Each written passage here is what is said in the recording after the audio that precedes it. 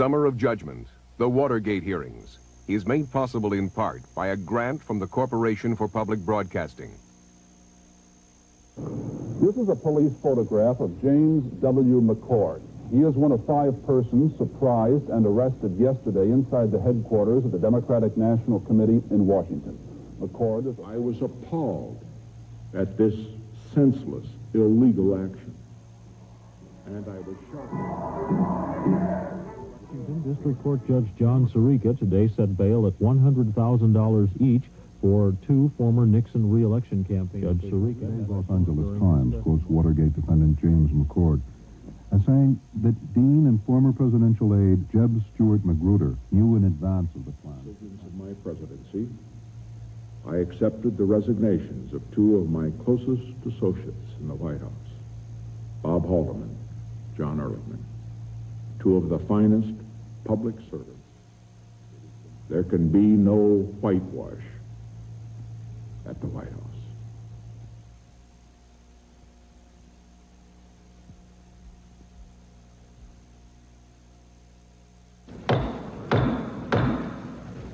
The committee will come to order. I began by telling the president that there was a cancer growing on the presidency. What did the president know, and when did he know it? The Senate caucus room. It's a square old room, a little pompous but practical, just across from the Capitol on Constitution Avenue. Hello, I'm Charles McDowell. In this room, Senate committees have investigated assorted embarrassments in our political history, from Teapot Dome to Joe McCarthy. And here, 10 summers ago, the Senate Select Committee on Presidential Campaign Activities held hearings on the darkest passage in American politics, Watergate. It started in 1972 as a break-in at a campaign headquarters, police court stuff. But the burglars turned out to have White House connections. The effort to cover up those connections became a conspiracy in the White House to obstruct justice and to place the president above the law. When the truth came out, President Richard Nixon resigned. To get at the truth of Watergate, the Senate committee brought to this room a remarkable parade of burglars and fixers and men of standing, including the president's principal assistants and a former attorney general. The committee that examined them was a fascinating collection itself, headed by an old senator who seemed somehow to have sprung out of Southern folklore to guide us through a constitutional crisis with country wit. Beyond the personalities and the whodunit aspects of the story, Watergate was about big themes: the constitutional separation of powers, the protection of individual rights, the function of a free press. The people of the United States were caught up in all this to a degree that might seem unlikely to anyone who didn't experience it. Day after day, week after week, we watched the drama played out in one disclosure after another. It was all on television. And through television, the people became a part of the process of judgment in the summer of 1973. So let's go back to early 1973. President Nixon was settling into his second term. He'd won the 72 election by a landslide in spite of a potentially troublesome incident during the campaign: the arrest of burglars on a political spying mission inside Democratic National Headquarters at the Watergate office building. The Nixon managers denied any part in such goings-on, and most of the news media lost interest after a while. But some gritty investigative reporters and a stubborn judge, John Sirica, kept pursuing evidence of White House involvement in the break-in. Watergate wouldn't go away. So the Senate, prodded by the Democratic Majority Leader, Mike Mansfield, set up a special investigating committee. Looking around for a chairman who wouldn't seem too partisan or self-seeking, Mansfield was drawn to a 76-year-old senator from North Carolina. Sam Ervin was the man for the job. He was a Democrat but conservative, a former judge. His fellow senators knew him as a nonpartisan authority on the Constitution and the Bible, and as wily an old country boy as ever came out of North Carolina. Chairman is fond of pointing out from time to time that he is just a country lawyer. He omits to say that he graduated from Harvard Law School with honors.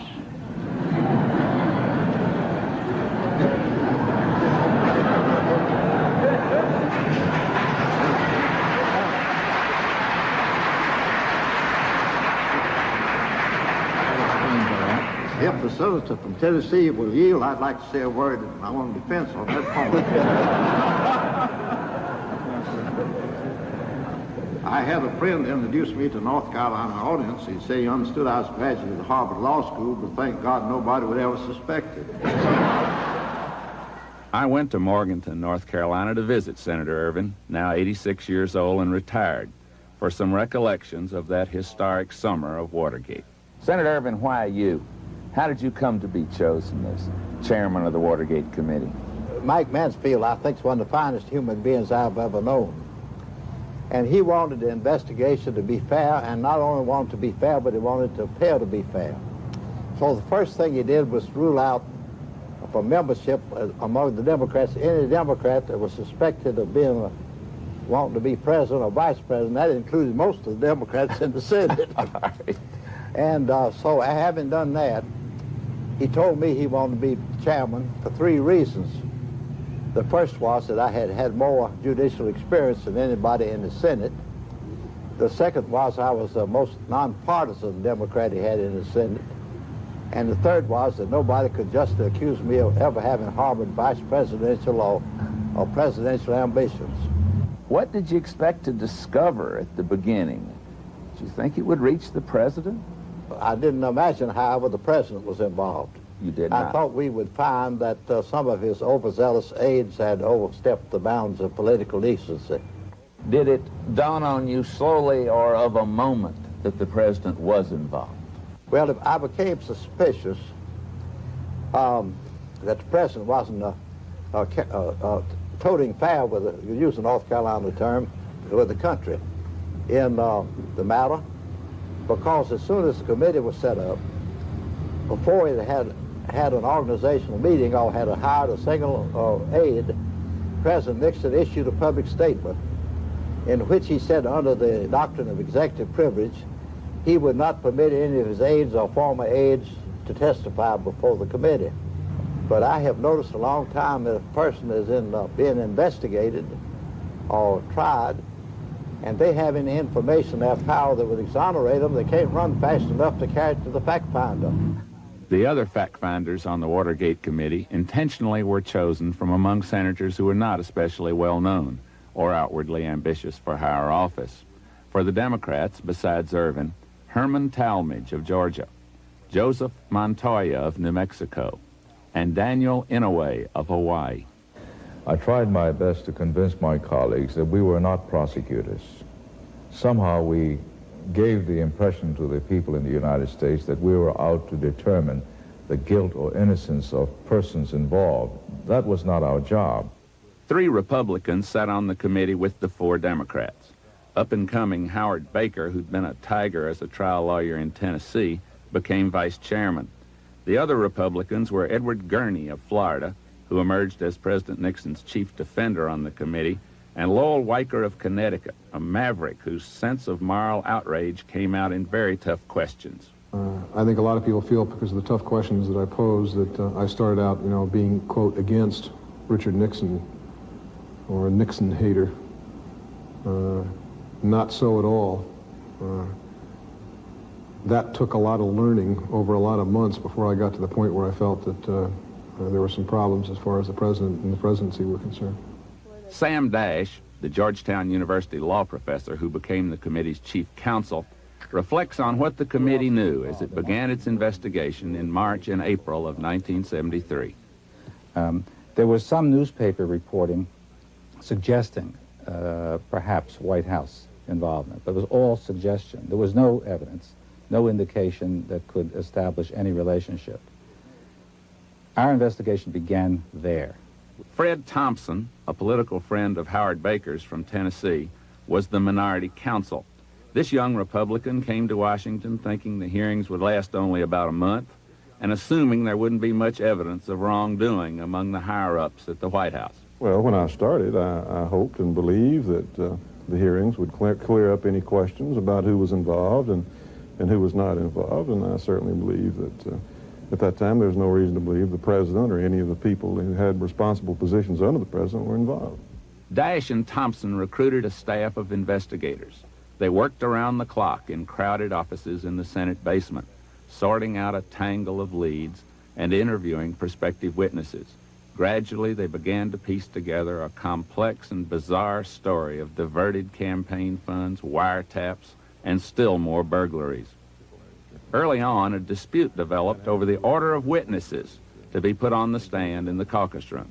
And there was some sentiment for calling the big names first and getting it out and really kind of going to the horse's mouth, the Haldemans, the Ehrlichmans, and the Mitchells, and really find out what was there, if anything, and getting it over with. I think there was a lot of sentiment that this was something that, for the sake of the nation and everyone else, should not be dragged on forever. So there was some thought to doing that. Senator Baker, I think, initially favored that approach.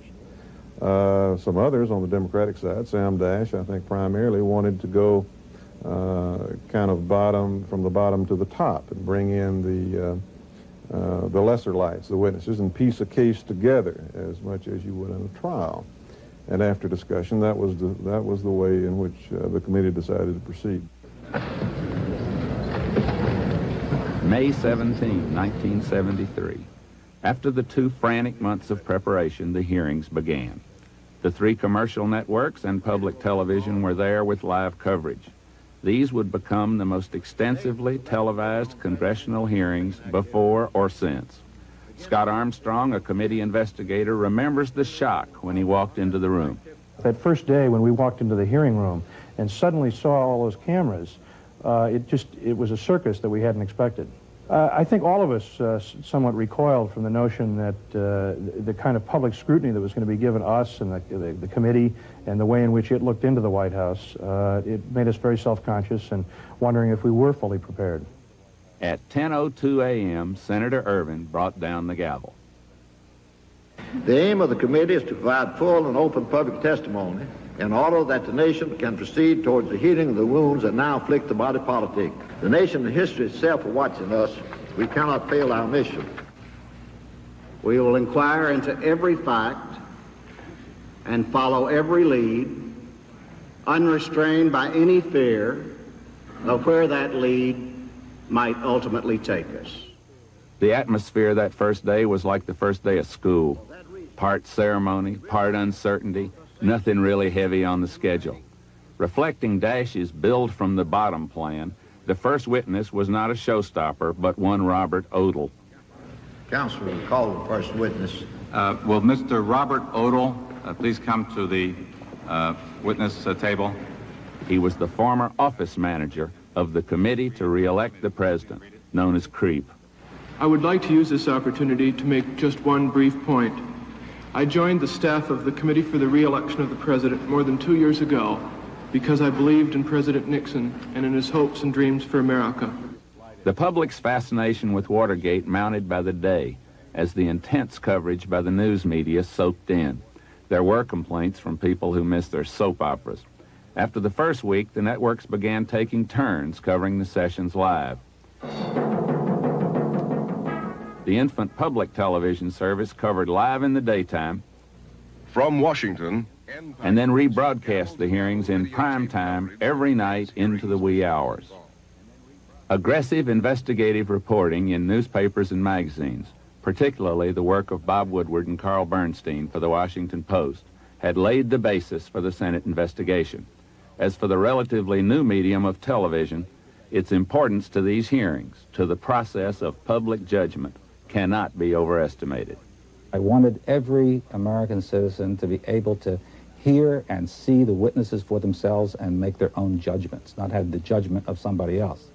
And the only way to do that, if they couldn't come to the caucus room and see and hear the witness themselves, is to watch it. And the only thing we have today, and God bless it, we have it, is through television. And it was that, and not because we wanted publicity for the committee, but in order to be able to bring all of America into a democratic process, which is the working of their Congress. And it worked, I think. It did work. The public's curiosity and concern were reflected early every morning in the lines that formed on Constitution Avenue to get into the hearings. Watergate also was the talk of Main Street.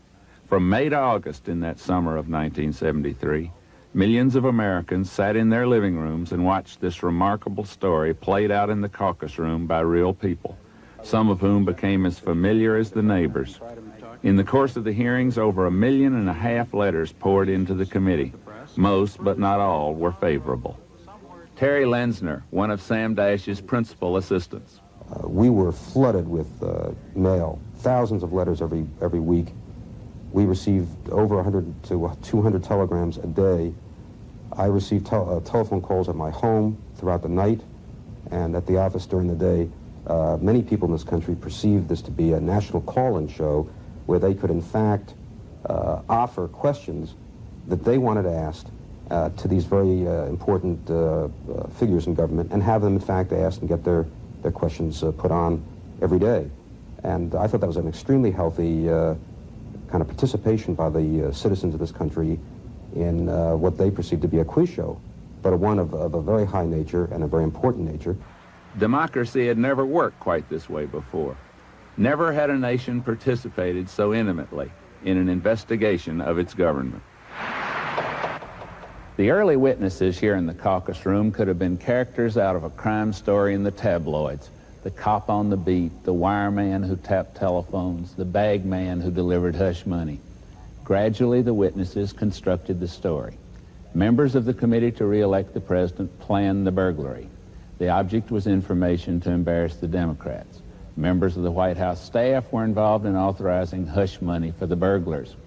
And it was all coming out because the break-in was botched at Democratic headquarters in the Watergate on the night of June 17, 1972. The committee quizzed a policeman whose beat was the Watergate. So that the time, what you're saying is the time from when you believe Baldwin to have seen you to the time that you apprehended the defendants was a period of 5 minutes? At the most, yes, sir.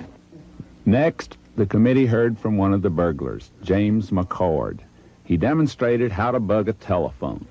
Cover would be taken off of the telephone, and two of the wires connected with this would be interconnected in series with the wiring within the phone itself. McCord was known as a good wireman, but the good wireman was not proud of his part in Watergate. My participation in the Watergate operation, on my part, for whatever reasons I may have had at the time, whatever rationale I may have had at the time, was an error, was a mistake, and a very grave mistake, which I regret. He thought that he was a patriot, that he thought he was doing things for his country. Perhaps he had to know better. But he did have a higher perception of his goals, and that he did at least think that he was doing something for his president, and doing something for the White House, even though it was something he should have known better about doing. And that when he realized that the White House and the president were not going to back him up, and they were not going to stand behind him and admit that, yes, we authorized this, and this was a White House operation, and that he was going to go down in history as simply a burglar, a common criminal. McCord, James McCord, couldn't stomach that. Is it a fact now, Mr. McCord, that you presently stand convicted on a multi-count federal indictment charging burglary, electronic surveillance, and conspiracy arising out of the break-in of the Democratic National Committee headquarters at the Watergate? That's correct. And are you now awaiting sentence on that conviction? That is correct. A few months before the start of the hearings, McCord had written a letter to Judge John Sirica, who presided over his trial in federal court. McCord revealed political pressure from the White House to remain silent. The judge made the letter public. It was the first crack in the cover-up. When the wall of silence cracks, that crack begins to widen, widen, widen, and the wall crumbles. And any good investigator wants that first crack, and we got it. McCord was it. Political pressure from the White House was conveyed to me in January 1973 by John Caulfield to remain silent, take executive clemency by going off to prison quietly, and I was told that while there I would receive financial aid and later rehabilitation and a job. He saw that one of the strategies of the White House was to blame it all on the CIA too, and he was a great loyalist to the CIA, and therefore he decided that he was going to revolt against that. Angered, speaking of my own feelings, and at the time the letter was written, angered because of what appeared to me to be a ruthless attempt by the White House to put the blame for the Watergate operation on CIA where it did not belong, I sought to head it off by sending a letter to Caulfield. Dear Jack, I am sorry to have to write you this letter. If Helms goes and the Watergate operation is laid at CIA's feet where it does not belong, every tree in the forest will fall. It will be a scorched desert. James McCord's presentation had been somber. Anthony Ulasewicz, a former New York City policeman, brought a touch of Damon Runyon humor to the caucus room. Cheerfully, he told the committee of his role as the hustling messenger between the burglars and the White House. Besides messages, he delivered hush money to some of the burglars from Herbert Kalmbach, Richard Nixon's personal attorney and unofficial fundraiser. I take it you were having these conversations phone booth to phone booth between yourself and Mr. Kalmbach? That is correct. And were you loaded down with change, Mr. Ulasewicz? Oh, yes, indeed. And how did you carry that change? Well, when I started out, I started with kind of a little box deal. And when I finished up, I had a bus guys, one of these things that you click with quarters and dimes and nickels. Did you report that back to Mr. Kalmbach? I reported that back to Mr. Kalmbach and had to await his call back again. All of these were again precluded. I call him, wait for comeback, and I began to call him comeback calls. I think he was quite a character on television. But the issue was what he was doing. I suppose that I, like many others, can't fault in any way what is a wonderful sense of humor, Mr. Ulasewicz. But I must confess that a long time ago, I lost my sense of humor on the activities that you've described here today. I tell my friends, as a matter of fact, that it seems that today's Watergate joke becomes tomorrow's testimony. And I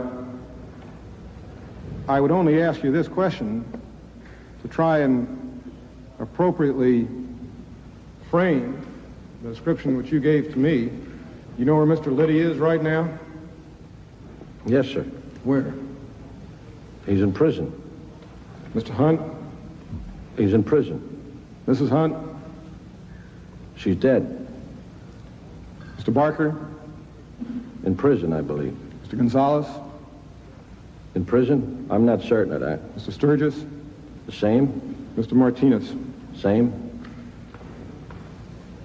I think what we see here is not a joke, but a very great tragedy. I have no further questions. If indeed Ulasewicz is funny, then I can assure you politics is going to get dirtier and dirtier in this country. That's the reason why I blew the whistle on him. Senator Weiker's reaction to my questioning of Tony Ulasewicz was very negative. By the same token, I felt personally that the day after day of tension and drama, it would not hurt to have some balancing humorous incidents. Jeb Stuart Magruder had been the deputy director of the committee to re-elect the president.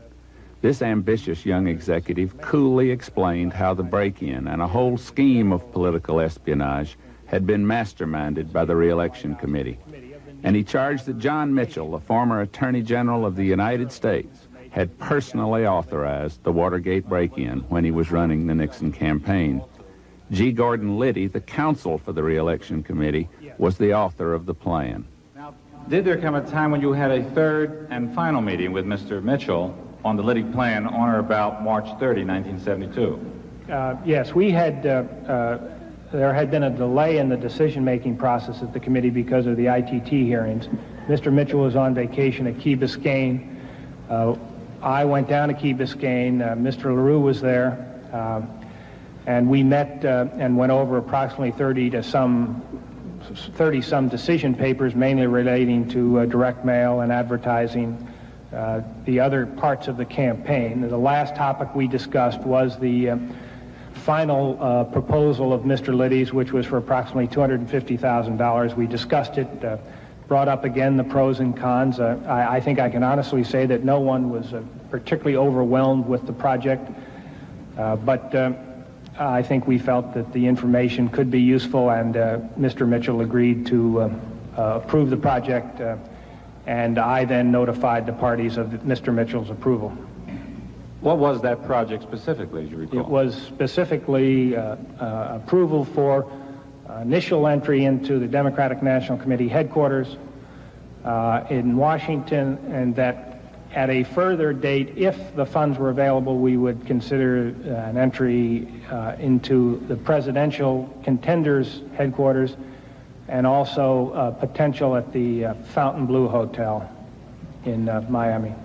Did it also include use of electronic surveillance and bugging? Included electronic surveillance and photography of photographing of documents.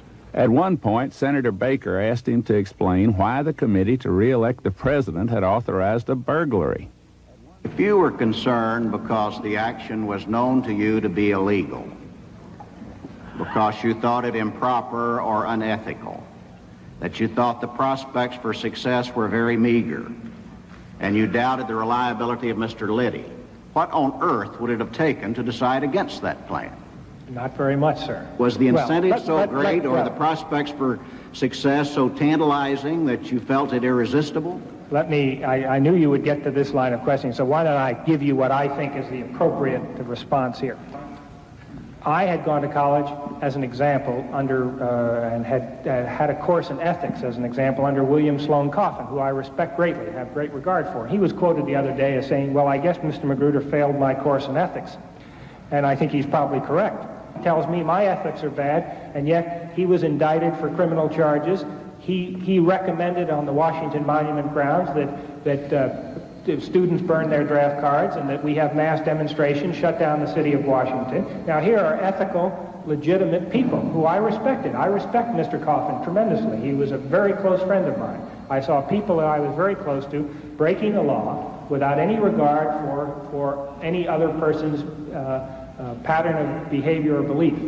And I believed as firmly as they did that the president was correct in this issue. So consequently, and let me just say, when these subjects came up, and although I was aware they were illegal, and I'm sure the others did, we had become somewhat inured to using some activities that would help us in accomplishing what we thought was a cause, a legitimate cause. Now that's absolutely incorrect. Two wrongs do not make a right. I fully accept the responsibility of having made an absolute disastrous decision, or at least participated. I didn't make the decision, but certainly participated in it. A decision, really, that is going to affect history that was made in almost a casual way. Yes, sir. Jeb Magruder gave the appearance of a man who was sorry for what he'd done, and he helped the committee. Not so Magruder's superior, John Mitchell. The former Attorney General didn't remember much. What he did remember was not heavily laden with regret.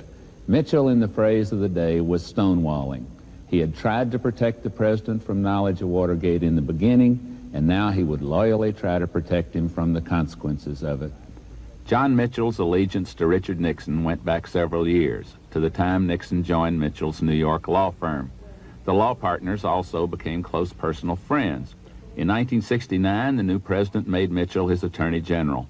For 3 years, Mitchell advanced his president's promises of law and order in America. But Mitchell was in on some unlawful conniving.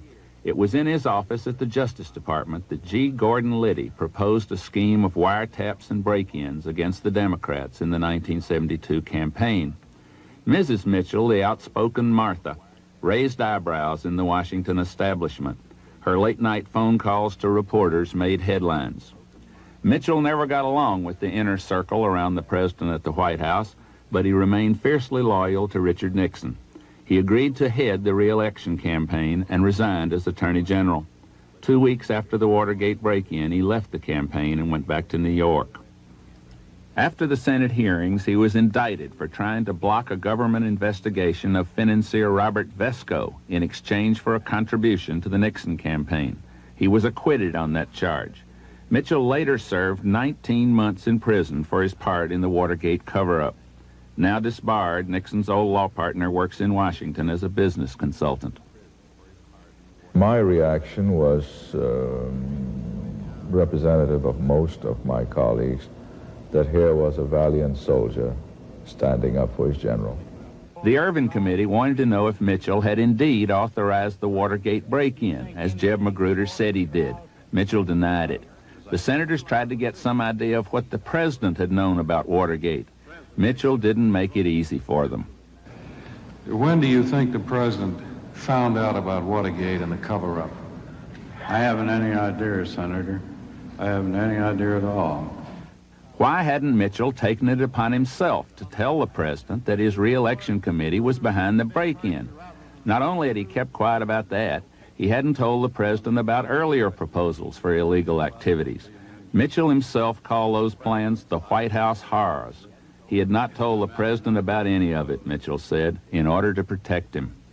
Now, you state that you kept silent concerning the things you knew because you considered the re-election of President Nixon of such extreme importance.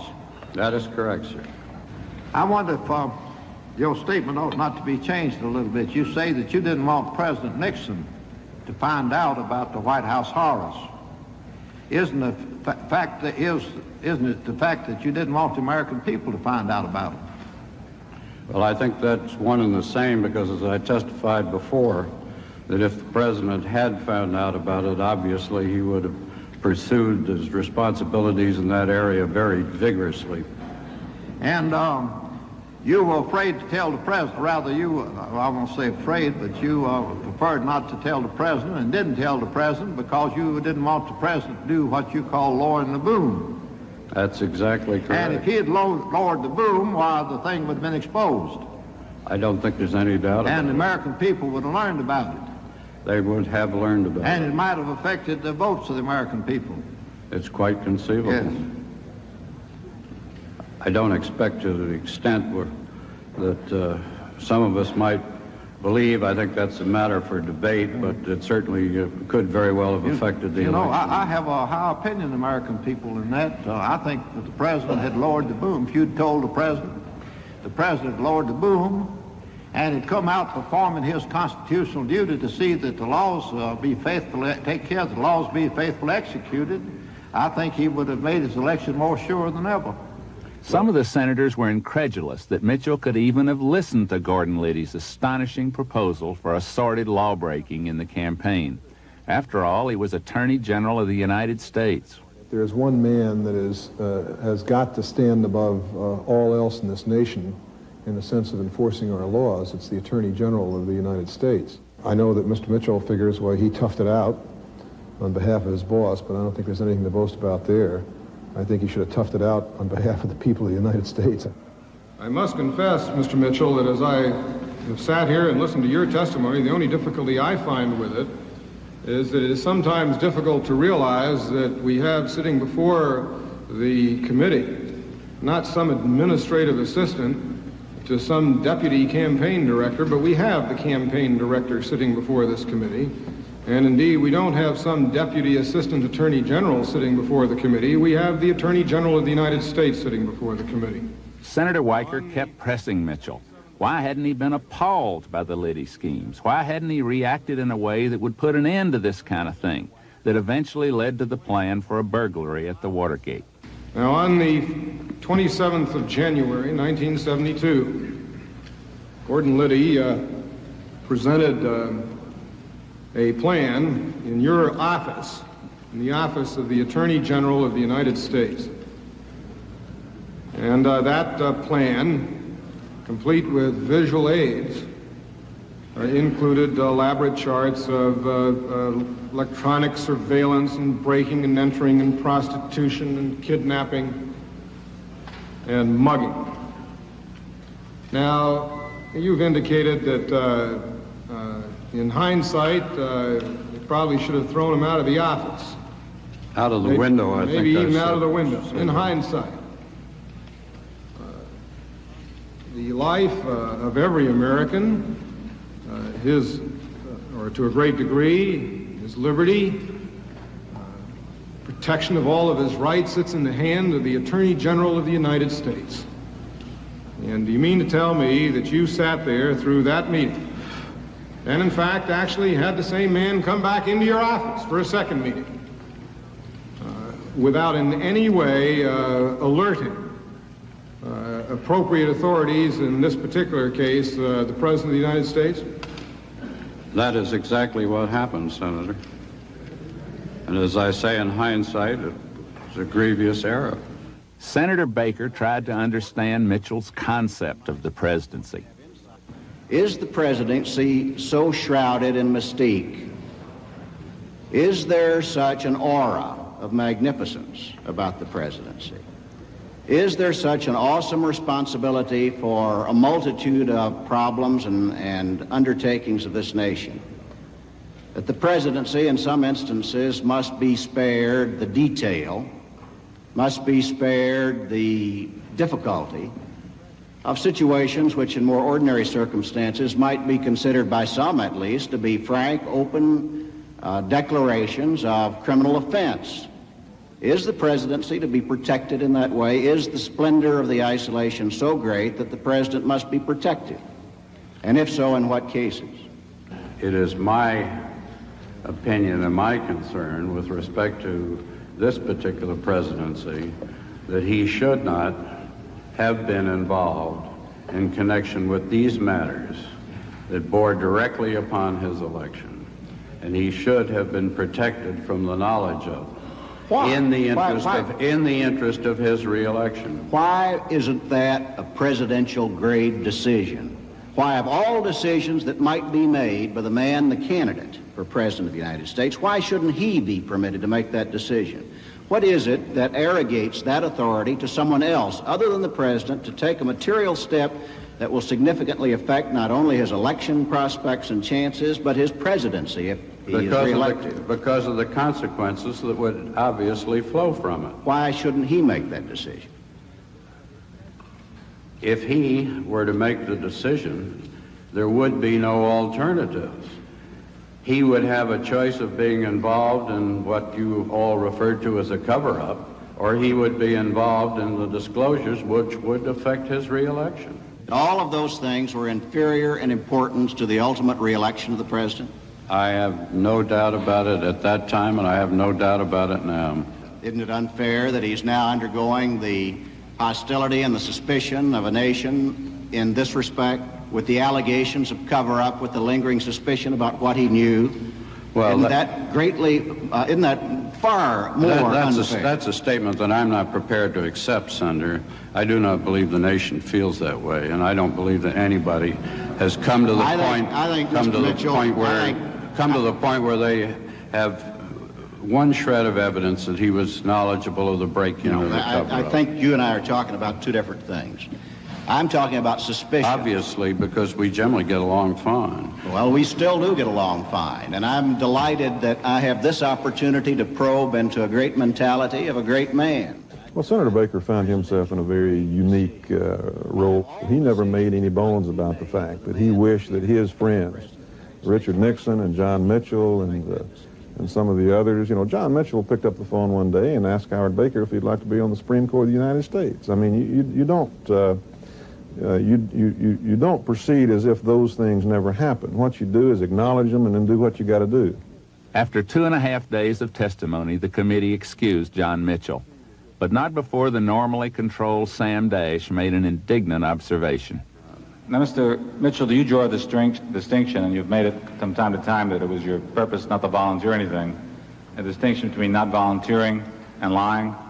Well, it depends entirely on the subject matter. When you're asked a direct question and you don't volunteer the direct answer, you might say you're not volunteering, but actually you're lying on those respects. Well, I think we'd have to find out what the specifics are of what particular occasion and what case. Well, I'll go back to the July 5 question of the FBI as to whether or not you had any information on the DNC break-in, and your answer, only what you read in the newspapers. I found that John Mitchell tried to evade us and to avoid answering questions. He got the award for stonewalling. Surely the most memorable witness of the summer was John Dean, the former counsel to the president. Unlike so many of the president's men, Dean came here to tell all he knew. His testimony became the standard against which all future witnesses would be tested. Until Dean, the hearings were about burglars and fixers. After Dean, the hearings were about the president and the obstruction of justice. John Dean was a young man in a hurry. Soon after he came to Washington, he was serving the most powerful men in government. At the age of 30, he landed a job high in the Justice Department, working directly with John Mitchell, then the Attorney General. They became good friends. After 2 years, he went to the White House as counsel to the president, but he wasn't able to get close to Richard Nixon. The White House inner circle, men like Bob Haldeman and John Ehrlichman, blocked his access. Then came the Watergate break-in. Soon Dean was coordinating the cover-up. That made him important to the president, and he was in and out of the Oval Office.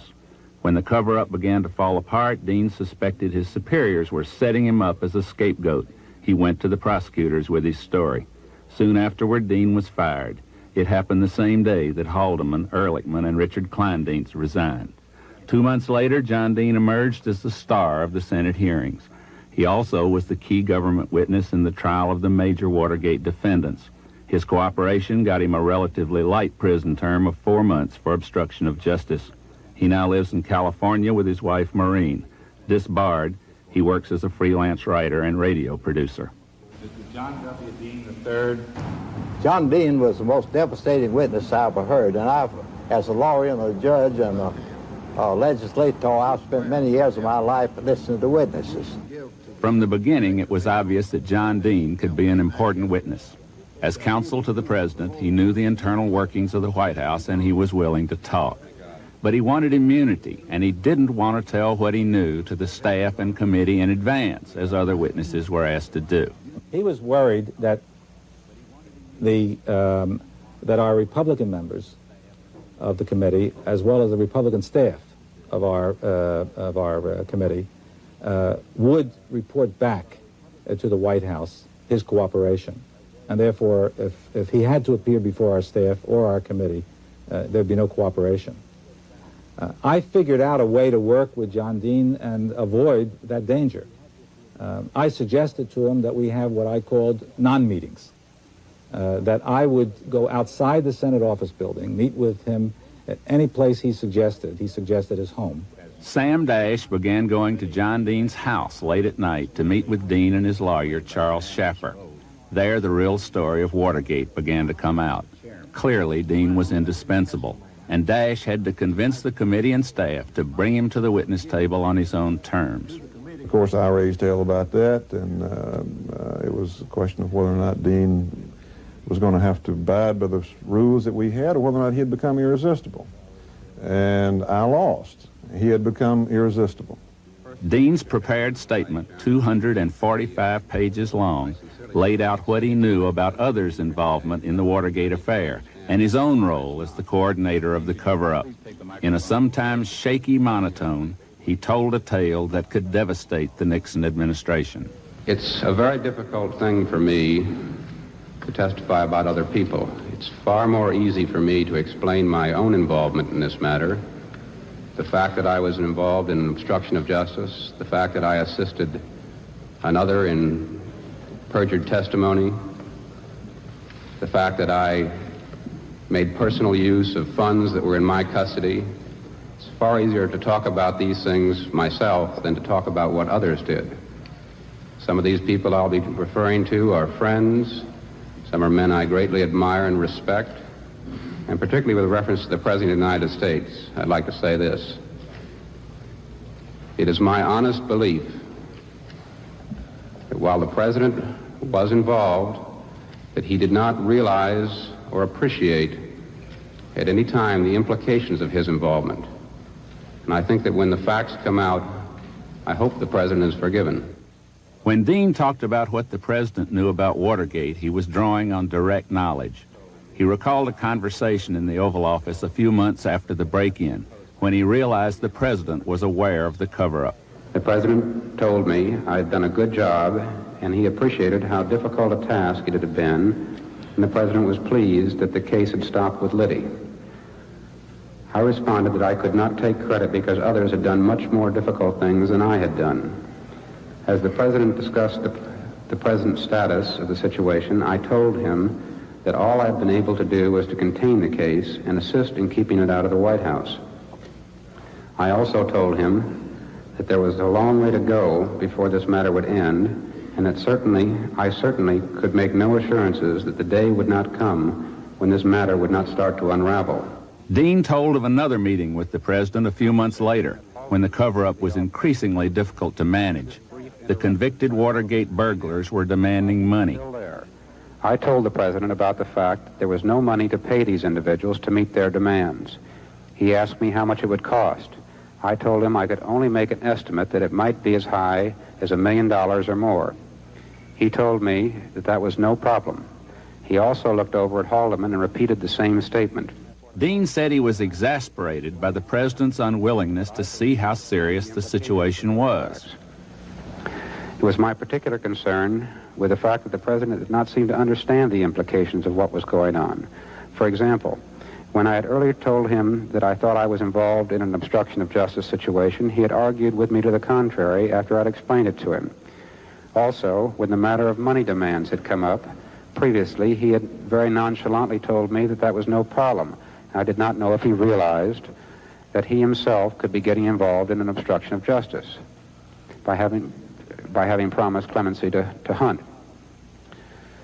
What I had hoped to do in this conversation was to have the president tell me we had to end the matter now. Accordingly, I gave considerable thought to how I would present this situation to the president and try to make as dramatic a presentation as I could to tell him how serious I thought the situation was that the cover-up continue. I began by telling the president that there was a cancer growing on the presidency, and if the cancer was not removed, the president himself would be killed by it.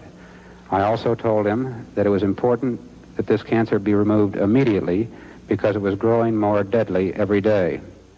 Dean felt he had warned the president. He was worried about his own culpability, too.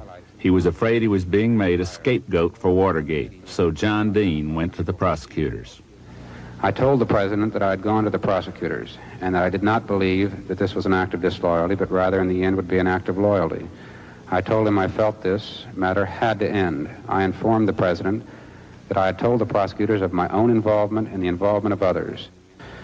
The president almost from the outset began asking me a number of leading questions, which was somewhat unlike his normal conversational relationships I'd had with him, which made me think that the conversation was being taped and a record was being made to protect himself. Although I became aware of this because of the nature of the conversation, I decided I did not know it for a fact and that I had to believe that the president would not tape such a conversation. Toward the end of the conversation, the president recalled the fact that at one point we had discussed the difficulty in raising money, and that he said that $1 million was nothing to raise to pay to maintain the silence for the defendants. He said that he had, of course, only been joking when he made that comment. As the conversation went on, and it is impossible for me to recall anything other than the high points of it, I became more convinced that the president was seeking to elicit testimony from me and put his perspective on the record and get me to agree to it. The most interesting thing that happened during the conversation was very near the end. He got up out of his chair, went behind the chair to the corner of the executive office building office, and in a nearly audible tone said to me, he was probably foolish to have discussed Hunt's clemency with Colson. I do not recall that I responded. Dean's disclosures had amazed the committee and the country, but many had trouble believing what they'd heard. When John Dean first appeared on the scene, I did not believe the most substantial part of his testimony.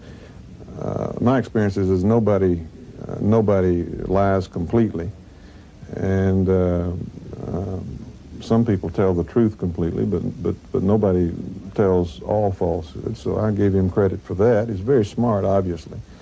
But I thought that he was twisting things to his favor. I doubt if any one of us at the outset believed him. It was too fantastic. For 4 days, the committee questioned John Dean, taking him back through crucial passages in detail. Senator Baker asked the question that would be heard many times during that summer. But the central question at this point is simply put, what did the president know, and when did he know it? There was an effort by some of the Republicans to discredit Dean, They seized on information about Dean's own finances. He admitted he'd taken money from a White House safe for personal use, part of it to pay for his honeymoon. Dean maintained he'd planned to return the money. I recall in your testimony that you said that you had neglected or forgotten to get some money out of an account in New York, and that's why that you took the $4,850. Is that correct? That is correct. I, from time to time, would call my broker when I felt I needed money and just ask him to send me money. Did you ever call him for $4,850 to replace this? Not until early this year. I mean, not early this year. It was in March or April of this year. Why didn't you replace it shortly after this time? Well, at one point I did put back in what I had into the account, and but in November, when I was trying again to get a honeymoon in, I took it back out again. How much? Senator, I have no idea. The question was, if he didn't use the money for that, what did he use the money for? Did he put it in his pocket? Little things that you would ask any witness on cross-examination to question their credibility. I don't believe that it did anything more to show that John Dean was an ambitious, opportunist-type young man who might have engaged in some peccadillos of that kind. At one point, Dean disclosed that the White House kept lists of its enemies. He admitted he'd participated in this effort to harass an assortment of people seen as unfriendly to the administration. Mr. Dean, I would like to now refer to a memo dated August 16, 1971, and you have testified that this was prepared for Mr. Haldeman, Mr. Ehrlichman, and others at the White House. It is dated August 16, 1971. It's classified confidential. Subject, dealing with our political enemies. I'd like to read part of this, sir. This memorandum addresses the matter of how we can maximize the fact of our incumbency in dealing with persons known to be active in their opposition to our administration. Stated a bit more bluntly, how we can use the available federal machinery to screw our political enemies. In your testimony, you have submitted several exhibits with lists of names, politicos, members of Congress, members of the media, members of the entertainment field, etc., etc. And taking this memo together with that list, I might add also, Senator, before we go forward, I don't believe that list is complete in and of itself. It just happens to be a part that I received and had access to before my files were shut down. There may well be additional names and additional information available on that. Mr. Dean, I believe one list would have been enough. It turned out that Senator Weicker himself had been a White House target. In an emotional speech, he called for a higher standard of morality in the executive branch. There are going to be no more threats, no intimidation, no innuendo, no working through the press to go ahead and destroy the credibility of individuals. If the executive branch of government wants to meet the standards that the American people set for it in their minds, and the time has come to stop reacting and stop playing this type of a game. I say before you, and I say before the American people in this committee, that I'm here as a Republican. And quite frankly, I think that I express the feelings of the 42 other Republican senators that I work with, and the Republicans of the state of Connecticut, and in fact, the Republican Party, far better than these illegal, unconstitutional, and gross acts which have been committed over the past several months by various individuals. Let me make it clear, because I've got to have bipartisan moment. Republicans do not cover up. Republicans do not go ahead and threaten. Republicans do not go ahead and commit illegal acts. And God knows Republicans don't view their fellow Americans as enemies to be harassed, but rather I can assure you that this Republican and those that I serve with look upon every American as human beings to be loved and won. Thank you very much, Mr. Chairman. Dean's testimony produced a number of shocks. The enemy's list was one of them. But it was Dean's story in its entirety, the implications of the whole pattern of operations in the White House, that ultimately was so devastating. I think John Dean's testimony turned the hearings around completely. I think we were leading up to a raison d'etre, a meaning for what Watergate was all about. It, as I've indicated, transformed the meaning of Watergate from a political burglary to a message to the public that something dangerous had happened in the United States. John Dean's testimony changed the course of the hearings and of history. But at the time, when it was all so hard for some people to believe, Dean was David challenging Goliath. Nobody had yet stepped forward to back him up. Dean stood alone, and he knew it. I'm quite aware of the fact that in some circumstances, it's going to be my word against one man's word. It's going to be my word against two men. It's going to be my word against three men. And probably in some cases, it's going to be my word against four men. But I'm prepared to stand on my word and the truth and the knowledge and the facts I have. And I know the truth is my ally in this, and I think ultimately the truth is going to come out. But how would the truth come out? Who would possibly confirm Dean's story? Surely not the president, not his closest aides who could be expected to testify that Dean was lying. How would we ever know? After a brief station break, I just have a hunch we'll discover the White House tapes. Summer of Judgment, the Watergate hearings, is made possible in part by a grant from the Corporation for Public Broadcasting. This is PBS, the Public Broadcasting Service. Summer of Judgment, the Watergate hearings, is made possible in part by a grant from the Corporation for Public Broadcasting.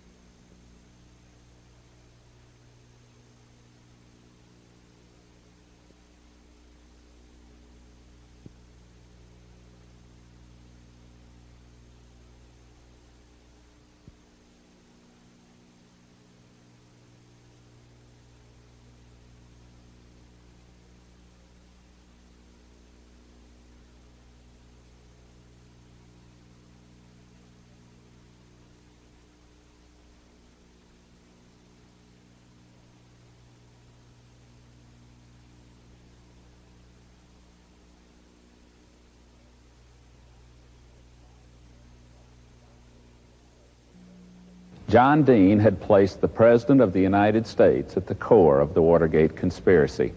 The committee searched for bits and pieces of evidence to confirm Dean's story or refute it. Within days, the committee would learn of evidence beyond its wildest dreams. But for the present, the only thing to do was to press the White House for memoranda, appointment calendars, anything that might help. The committee kept hoping for voluntary cooperation that would spare the country a constitutional confrontation over executive privilege. On July 12, the Watergate Committee gathered in Senator Ervin's office. At Senator Baker's suggestion, Ervin telephoned the president personally to ask for his cooperation. So I called the president, and the president told me that he had just discovered he had viral pneumonia, and he'd have to go to the hospital. And he said, "You're all out to get me." And I said, "We're not out to get anything except the truth, Mr. President." So the phone call to the president got them nothing. Still, the senators held out hope that somehow Mr. Nixon would become more accommodating. So maybe I'm manufacturing optimism, but I think there is ground for it, and I'm going to persist in believing there's some way around this dilemma until the contrary is made clearly to appear.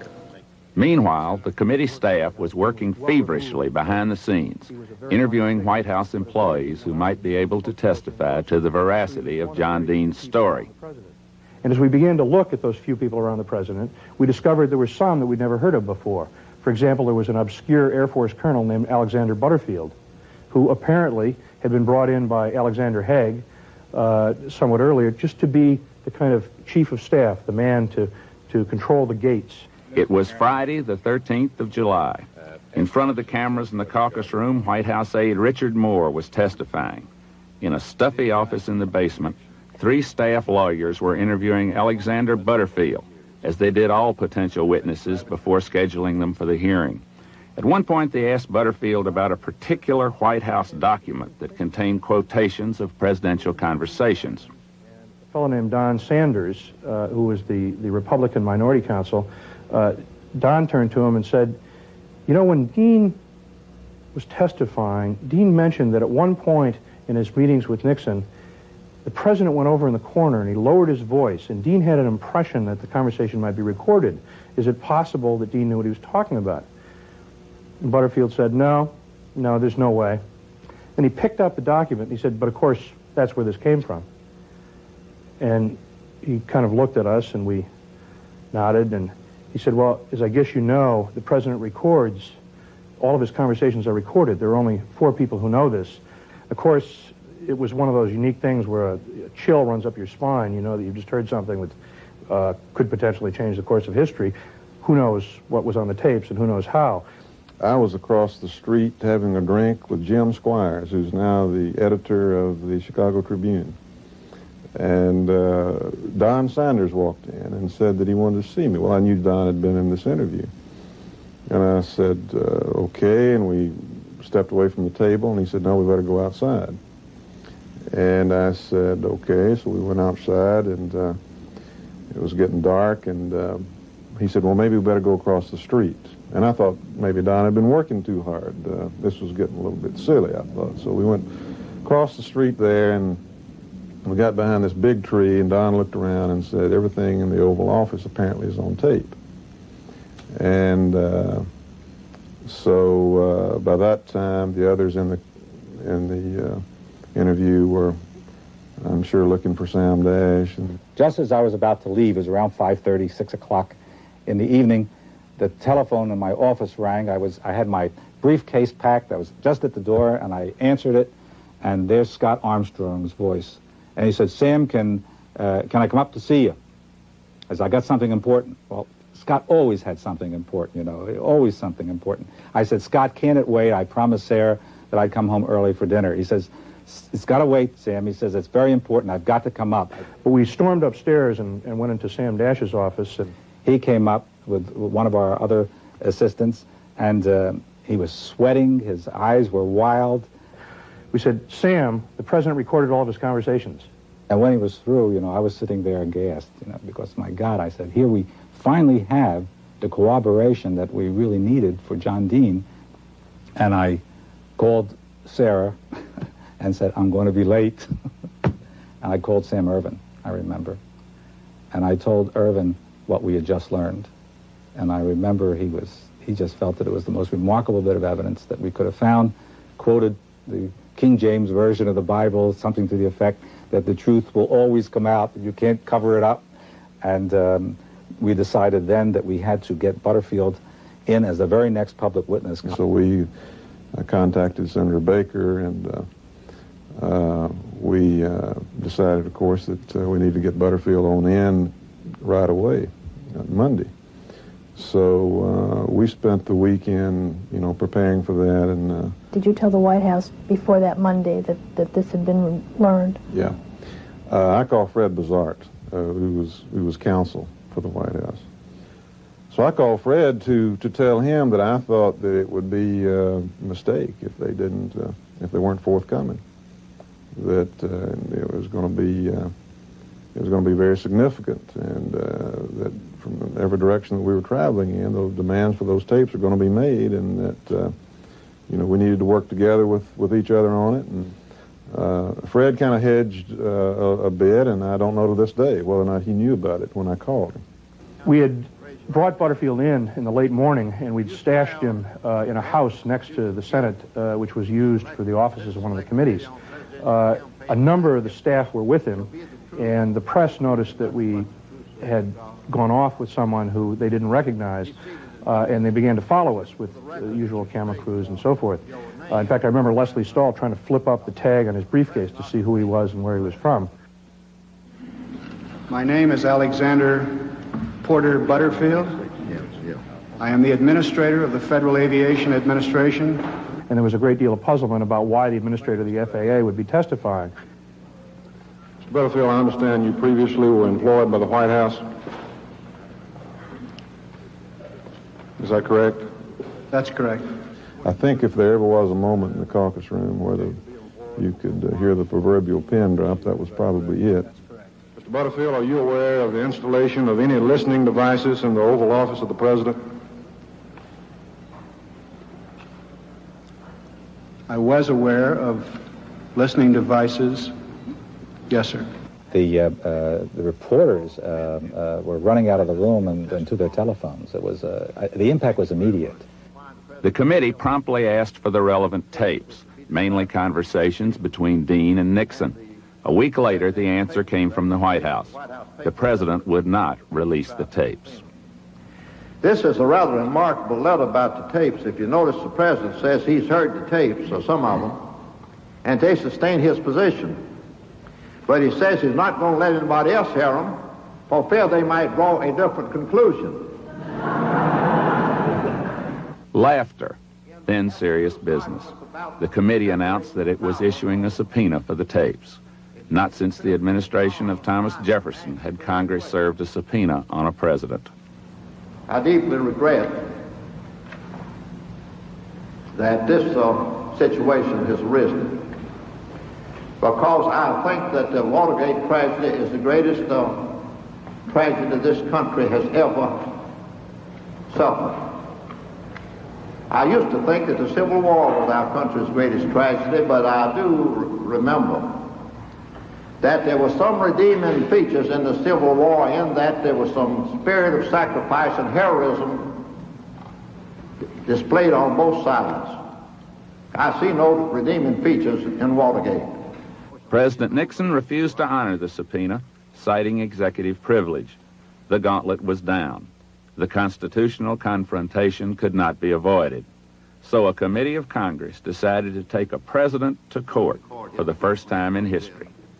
The chair recognizes that there is no precedent for litigation of this nature. But there originally was no precedent for any litigation. And I think this litigation is essential if we are to determine whether the president is above the law and whether the president is immune from all of the duties and responsibilities in matters of this kind which devolve upon all the other mortals who dwell in this land. I think most of us reached the conclusion almost about the same time that these tapes were very incriminating, because if they were not, I think the president would have very happily released them. When the White House was willing to really go to the wall to prevent their disclosure, it didn't take a genius to realize what the situation basically was. So it wasn't a matter anymore of protecting aides. There's only one person really left. The pressure on Richard Nixon increased. The special prosecutor brought a suit similar to the committee's, and the fight for the tapes shifted to Judge Sirica's courtroom. Here in the caucus room, the committee moved on to John Ehrlichman and H.R. Haldeman, the president's top assistants. They'd been forced to resign, but they were still loyal, denying wrongdoing by the president or themselves. But as they gave their version of it all, they had to be aware of the ominous hovering tapes. Ehrlichman, the number 2 assistant at the White House, was brought into the Nixon camp by his former college roommate, the longtime Nixon aide Bob Haldeman. In the 1968 campaign, he was the tour director, handling Nixon's public appearances. When they won the election, Ehrlichman, who had been a lawyer in Seattle, found himself named counsel to the president. His efficiency caught Nixon's eye, and soon he was made assistant to the president for domestic affairs. Brusque, a stickler for punctuality, he was second in power only to Haldeman. Together they built a wall around the president, protecting him from outsiders and monitoring staff contacts. When the investigation of Watergate closed in on them, Ehrlichman and Haldeman resigned on April 30, 1973. Ehrlichman was convicted of conspiracy and obstruction of justice and lying to the FBI and the grand jury. He served 18 months in prison. Divorced and remarried, John Ehrlichman now lives in Santa Fe, New Mexico, and has become a writer. He's the author of an autobiography and 2 novels. John Ehrlichman came with his jaw strutting out as saying, who are you to call me to account? I did everything for my president and my country, and I was right. And, and he put the committee on the defense. The committee tried to pin Ehrlichman down on the subject of the plumbers, an investigative unit set up by the Nixon White House to fix national security leaks. The plumbers' existence had been secret. Their methods had included wiretapping and burglary. The committee wanted to know, hadn't their supervisor been John Ehrlichman? Were you assigned a role to create in the White House a capability for intelligence gathering at any time? I don't know quite what you're getting at. If you're getting at the special unit and the problems of leaks. I don't know why you have to find out what I'm getting at if you just answer my question as I ask it. It's an obscure question to me. No, it's a simple question. If the answer is no, say no. If the answer is yes, say yes. Would you restate the question for me, please? I said, did there come a time when you were asked to develop a capability in the White House for intelligence gathering? Intelligence gathering. The answer would be no. Were you ever asked to set up a special unit in the White House for the purpose of determining whether certain leaks had occurred in major national security areas?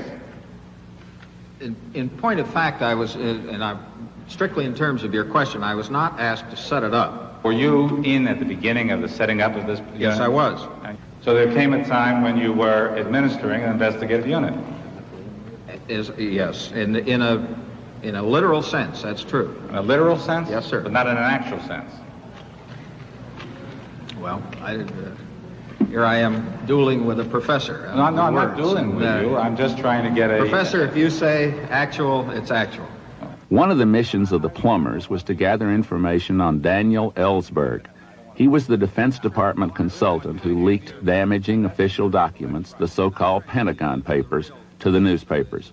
In search of information to discredit him, the plumbers broke into the office of Ellsberg's psychiatrist. You testified that the plumbers attempted to get the records of the psychiatrist in order that someone of the CIA or somebody else might develop a psychiatric profile to enable President Nixon to determine for himself whether Ellsberg was some kind of a kook or was some kind of foreign intelligence agent.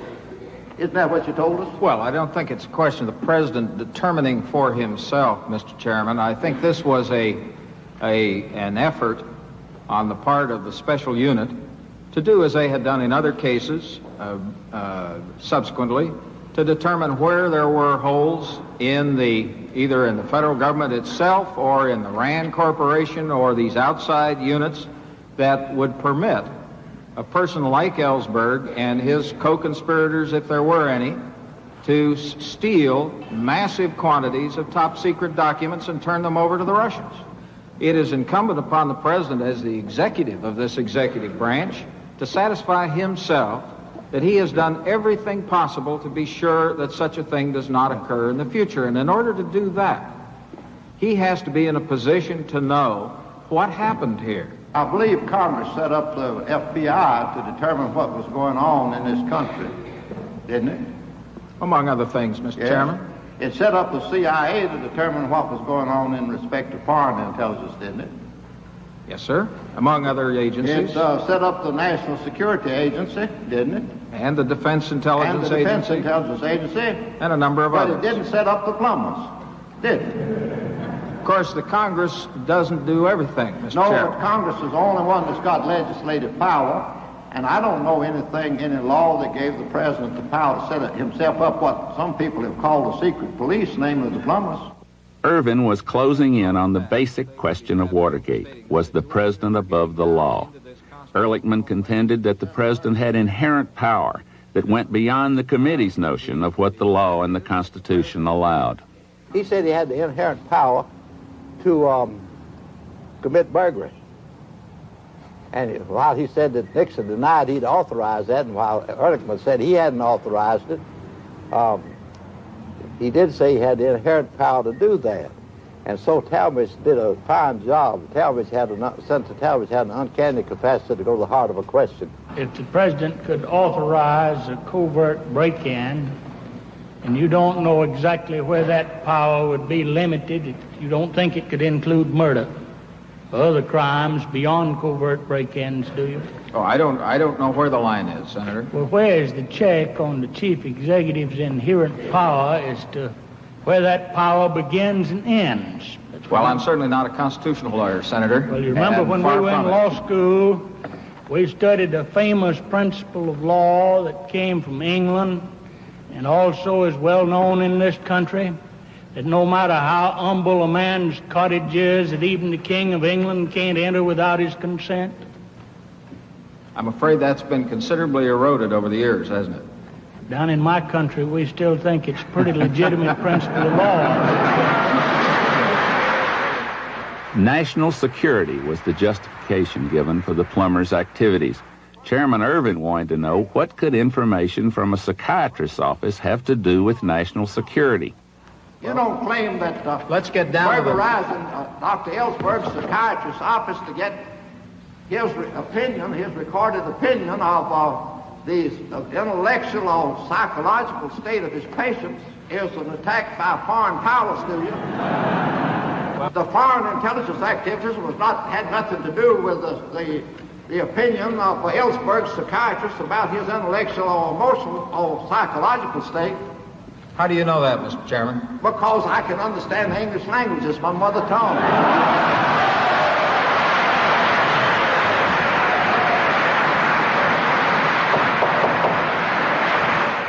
The committee then turned to the White House practice of spying on the private lives of political opponents. Do you mean to tell me, in this committee, that you consider private investigators going into sexual habits, drinking habits, domestic problems, and personal social activities as a proper subject for investigation during the course of a political campaign? Senator, I know of my own knowledge of incumbents in office who are not discharging their obligation to their constituents because of their drinking habits.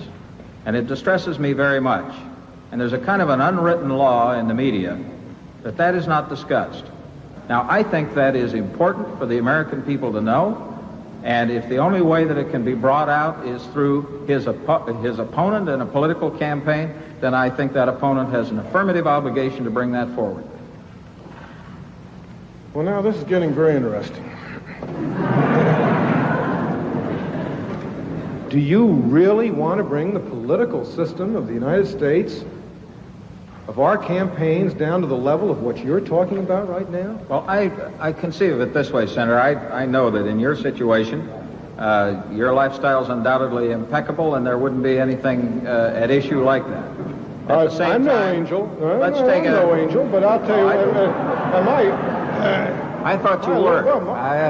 Believe me, I'm not, and I worry about you sicking people on the landscape here. Maybe my standards are all haywire, and that everybody in the Congress ought to be immune from scrutiny on that subject. But that just seems to me to be an indefensible position on your part. You think that we have no scrutiny around here? Sir? You think we have no scrutiny around here? In all candor, let's count them. They're all over here at this stage of the game, and they're here all the time, not just to hear you and I talk. If there's anything that is quite obvious in Washington, D.C. It's that every aspect of our lives, legislatively, personally, in every way, is subject to the scrutiny of a free press. Throughout his testimony, Ehrlichman maintained he was innocent, despite John Dean's account of a criminal conspiracy in the White House with Ehrlichman right in the middle of it. You have maintained throughout that in all of your service in the White House, especially in those activities evolving around the Watergate, you did no wrong. Is that correct, sir? Yes, sir. That every act on your part was legal, proper, and ethical. That's my belief, and I trust that's true. Ehrlichman's testimony had been marked by testy exchanges with the senators and vocal demonstrations from the audience. At the close of his testimony, Minority Counsel Thompson felt compelled to apologize to the witness for the treatment he'd received. It's not that you, Mr. Ehrlichman, are to be treated any better than any other witness, but you shouldn't be treated any worse. Nobody had been indicted. Nobody had been convicted. There had been no court proceedings. It was a political process in the broadest sense of the word at that time. And the sentiment of the committee and those in the caucus room got so weighted on one side. And I just wanted to state that I, for the last few days of testimony, have regretted this situation and find it personally embarrassing. Thank you. After 5 days of testimony, John Ehrlichman had some last words on the comments of an earlier witness, a young, disillusioned former White House aide. I could not close without commenting on Gordon Strachan's answer of the other day to the question, do you have any advice for the young Americans who are expressing their disenchantment with government and the political process? Gordon said, stay away. And your gallery laughed. But I don't think many other Americans laughed at that answer. I certainly didn't, nor do I agree with Gordon's advice. I hope they come and test their ideas and their convictions in this marketplace. I hope they do come and do better. But young Americans, if you come here, come with your eyes wide open. The next witness was the only man closer to Nixon than John Ehrlichman. Bob Haldeman, once Nixon's closest aide, came before the committee at a time when the president was confident he could hold on to the White House tapes on the grounds they were critical to national security. But Haldeman told the committee he'd listen to the tapes after leaving the White House. This only increased the committee's resolve to get them. It provoked the senators that Haldeman had been given special access, and this point became the theme of his testimony. Bob Haldeman once described himself this way: every president has his SOB, and I'm Richard Nixon's. As the White House Chief of Staff, he was the gatekeeper who decided which people and papers got to the president. A former advertising executive, he joined Nixon's political staff early on in 1956. By the time of the 1968 campaign, he was very much in charge of the staff and access to Nixon. In the White House, Haldeman controlled the president's schedule and planned his own to monitor the president's. At work, he was rarely more than a few feet from the Oval Office, if not in it, and he was on call at all hours. He was a hard man to know. Apparently, he felt little need to be liked even by those he worked with, and he wasn't liked by many. Haldeman's German name, crew-cut, stern demeanor, and remoteness caused some observers to snipe at him as a contemporary Prussian, or worse. He left the White House staff with Ehrlichman as the Watergate crisis mounted in the spring of 1973.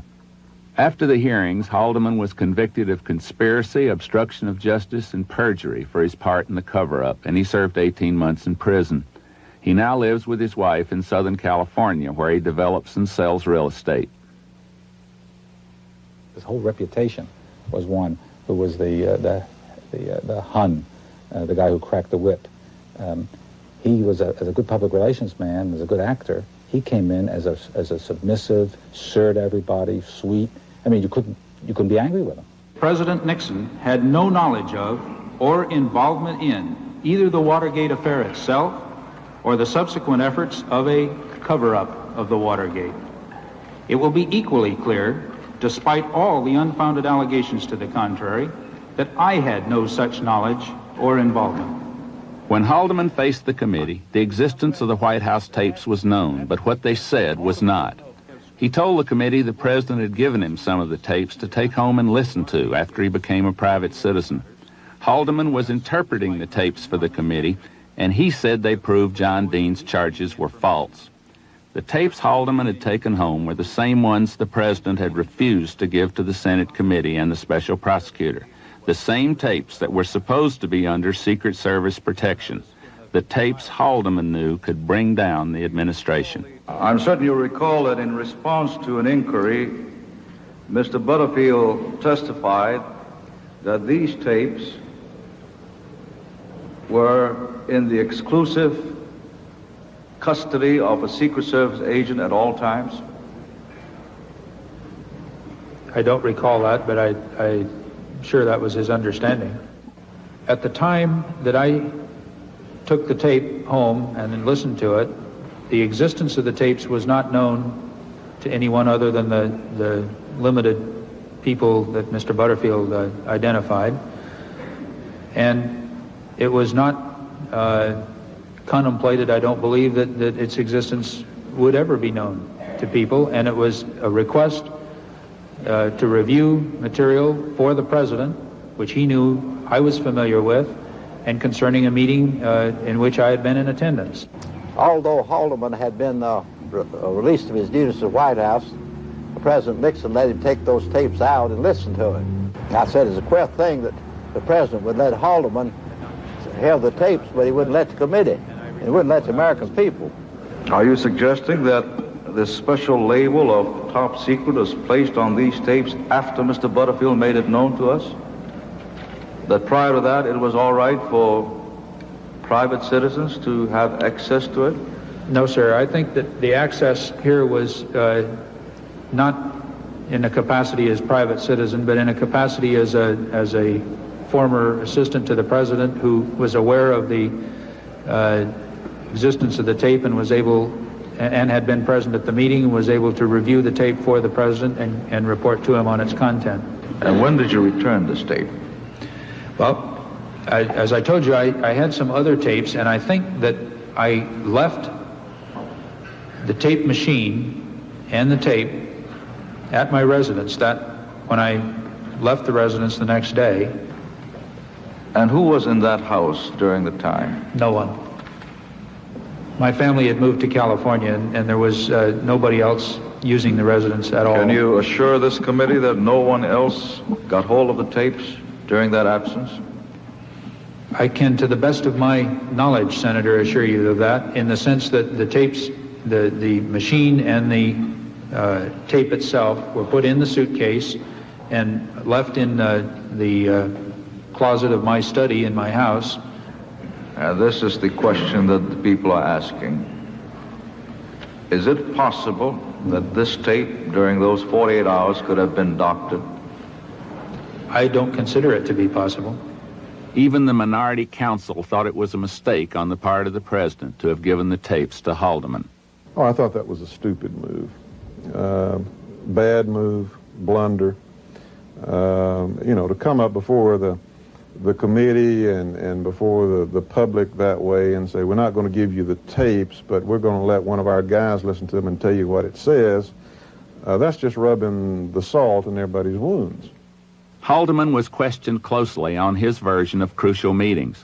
In one conversation in the Oval Office, Nixon, Haldeman, and Dean had discussed raising $1 million to pay off the burglars and keep them quiet.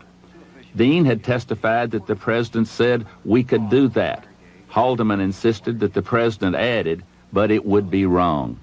I want to test the accuracy of your recollection and the quality of your note-taking from those tapes. I'm referring to the third to the last sentence. On page 2, the president said, there is no problem in raising $1 million. We can do that, but it would be wrong. Now, if the period were to follow after we can do that, it would be a most damning statement. If, in fact, the tapes clearly show, he said, but it would be wrong, it's an entirely different context. Now, how sure are you, Mr. Haldeman, that those tapes, in fact, say that? I'm absolutely positive that the tape... Did you hear it with your own voice? Yeah, with my own ears, yes. I mean, with your own ears, was there any distortion in the quality of the tape in that respect? No, I don't believe so. When the tapes finally were made public, the conversation was not as Haldeman had testified.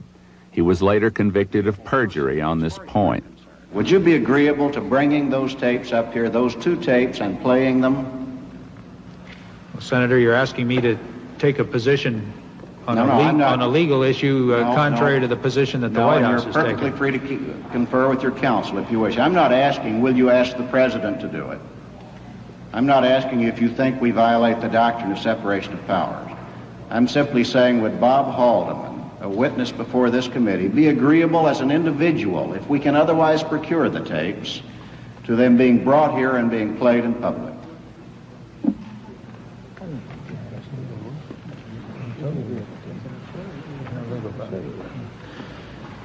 Having been advised by counsel that in their opinion I'm not creating a legal problem by the answer that I would give and that I would want to give without even talking to counsel, is that I would welcome that opportunity because they would confirm what I've told you. For 3 days of questioning, Haldeman maintained his innocence and protected the president. Contrary to his reputation, he was generally mild and deferential. But there were times when he was provoked beyond his limit, and you could feel a cold anger in the room. In light of the facts that are coming out, both you and I would agree that this went far beyond just a few men breaking into the Watergate. But rather it's revealed a situation both within the committee to re-elect the president and within the White House, whereupon everything that was touched was corroded. No, sir, I will not in any way, shape, or form ever accept that allegation or contention. After that hearing was the first time I got a call from my father. And he turned to me and said, "Lowell," he said, do you have any bodyguards? Or do you have anybody that goes ahead and offers you protection? And I said, "No, why?" I said, I've never seen so much hate in a man's face as after your concluding your questioning as was on the face of Haldeman. The real problem is that your definition as to who does a disservice to the country has always been far too broad a definition.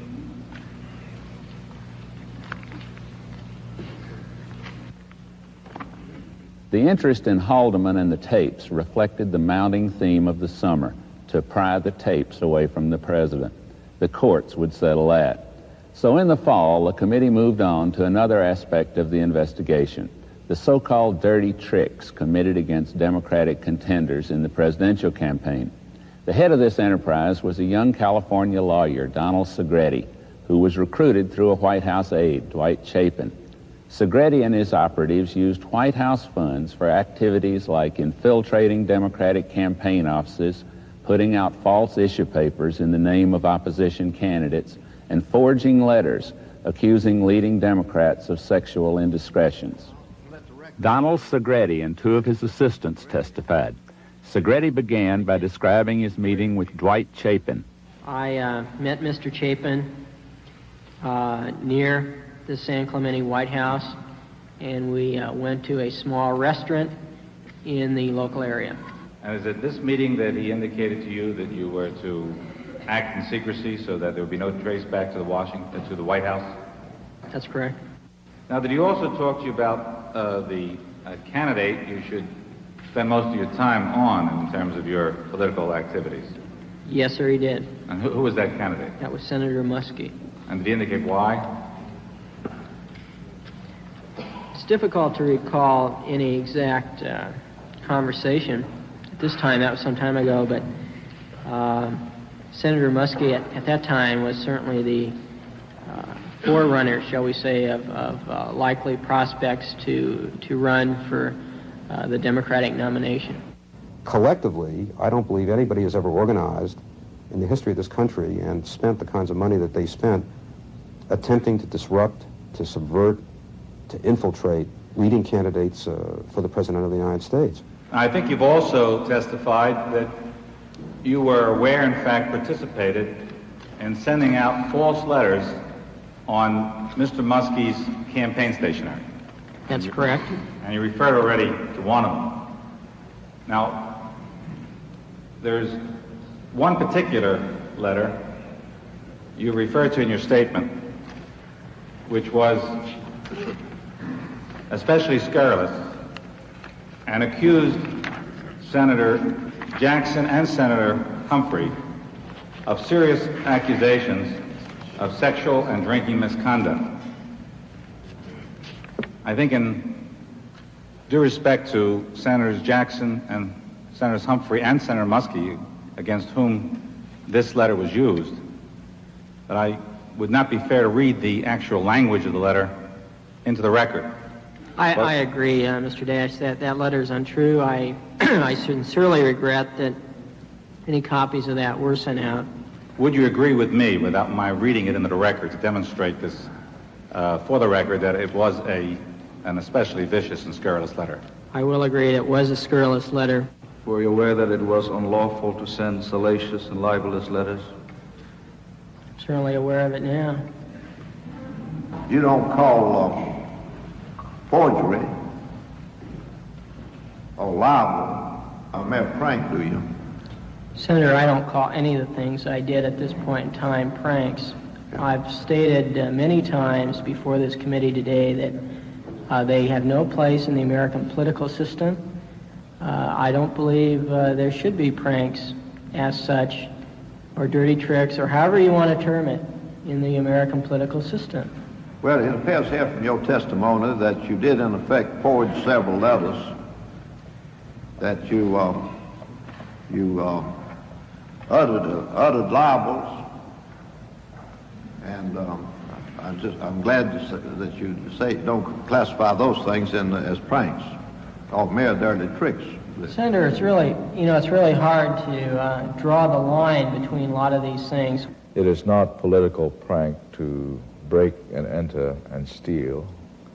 It is no political prank to steal letterheads of some candidate and type scurrilous statements about a senator's alleged peccadillos or sexual deficiencies and send those letters out as though it was sent out by the person whose name appeared on the letterhead. No, that's not dirty tricks. I can understand dirty pranks or dirty tricks or political pranks, and these went beyond that. What they were doing was a commission of crime. One of Segretti's recruits, Martin Kelly. It began with pranks. It started getting more and more intense. I was aware that some of the things that I was doing were not legal. I'd be lying if I told you otherwise. I knew some of them were illegal. I kind of just, I was weaving my own spider web. I couldn't get out of it. I was in a hole too deep. Well, I noticed that towards the last you were planning on parading a nude woman past Muskie headquarters, and she was supposed to shout, "Muskie, I love you." Well, that's not exactly the case. What it was is there was a girl that was hungry for money. She needed some money, so I told her that I didn't know her. She was going to Gainesville, where the University of Florida is. I was told Senator Muskie was there. I gave her $20 or $10, I don't remember how much, and asked her if I gave this to her, if she'd be willing to take off her clothes and run in front of his hotel, screaming, "I love you," which she did. Unfortunately, but she did. And you must have known her very well. Again, unfortunately, no. Robert Benz, another of Segretti's recruits, tried tangling with Senator Ervin. And I challenge you or anybody else to point out a single instance in the history of this nation where money donated to advance the political fortunes of a president was used with the consent of the president's assistants in the White House to spread libels against candidates of an opposition political party.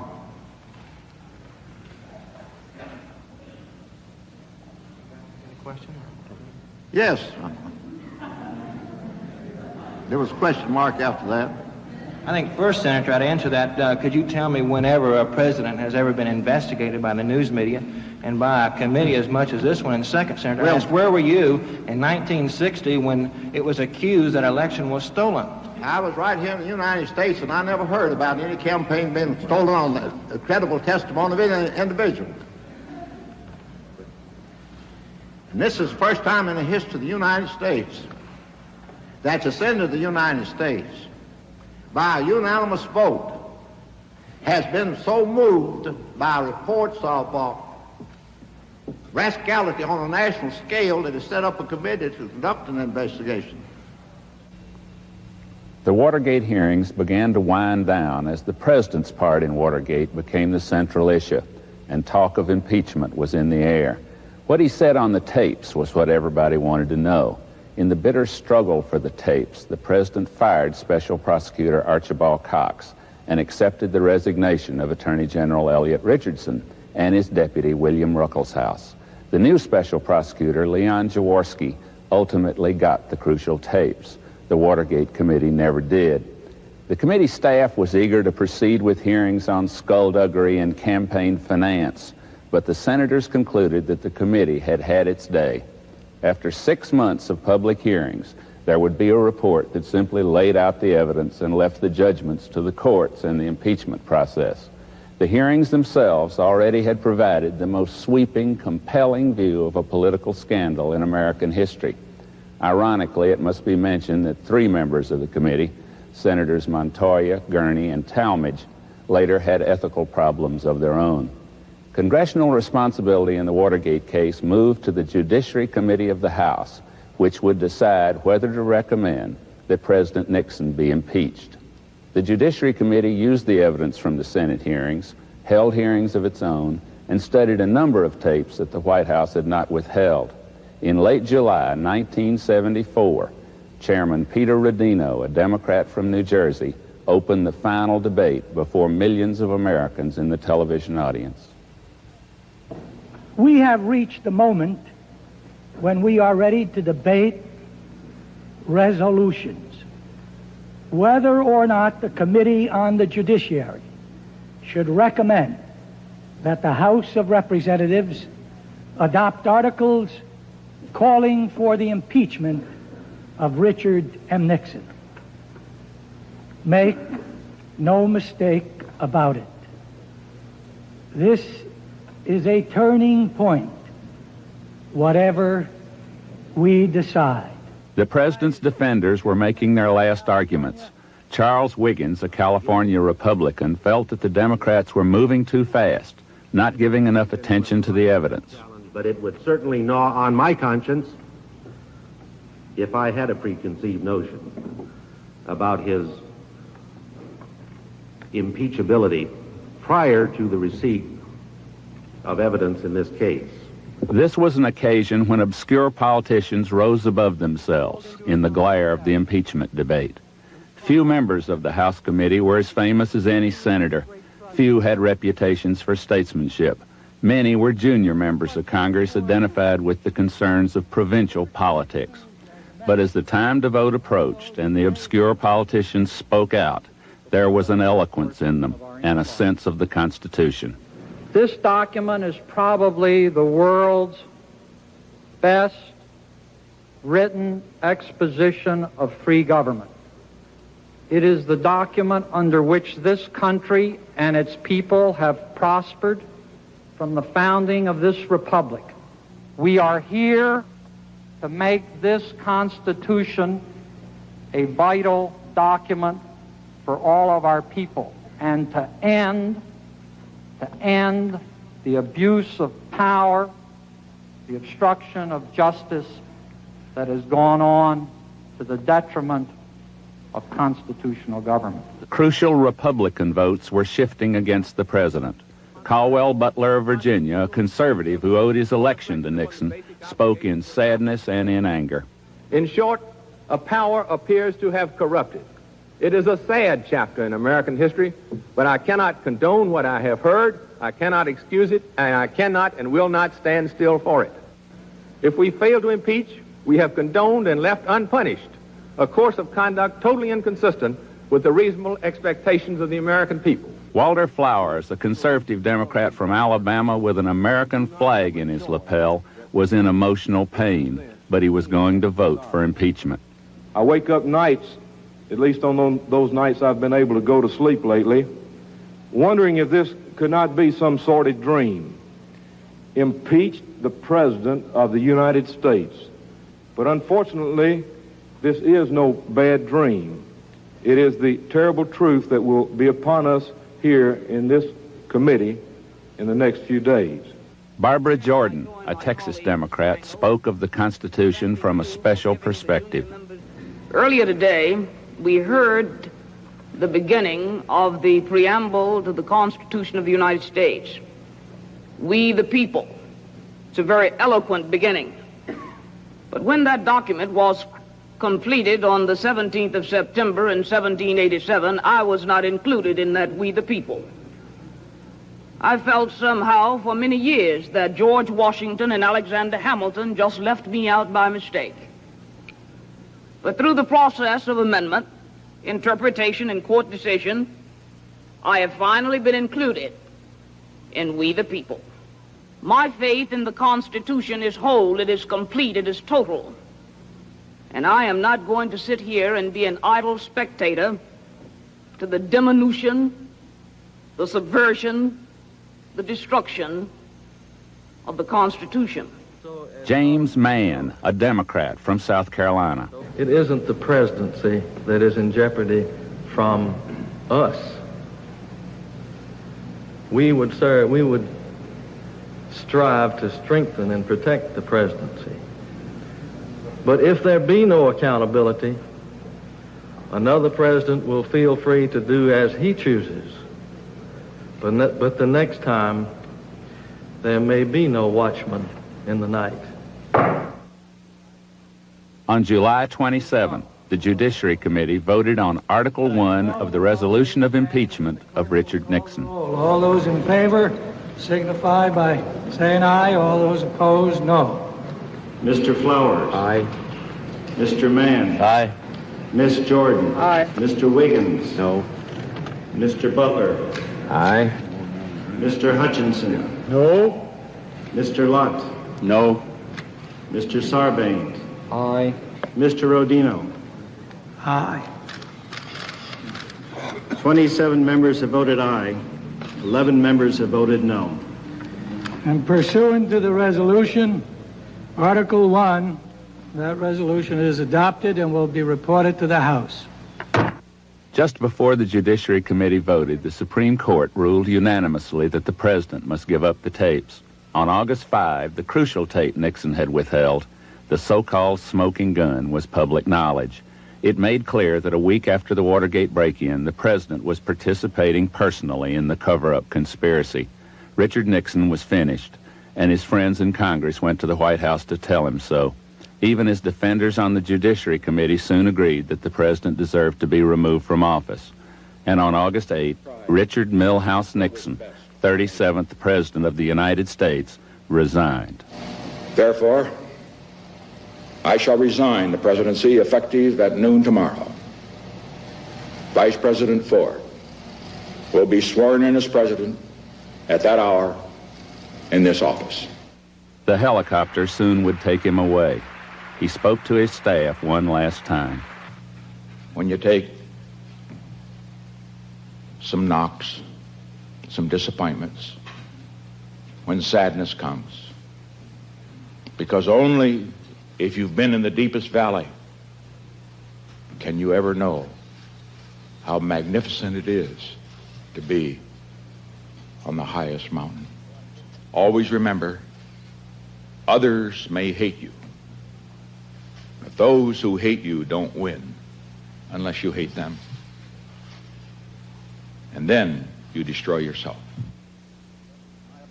And will, to the best of my ability, Preserve, protect, and defend preserve, protect, and defend the Constitution of the United States. the Constitution of the United States. So help me God. So help me God. Congratulations, Mr. President. So it ended quietly, without disorder, without disruption. but we still talk about what it meant to us then and what it means now. With me is Stephen Hess, a political scientist, a writer, a senior fellow at the Brookings Institution. He's a Republican.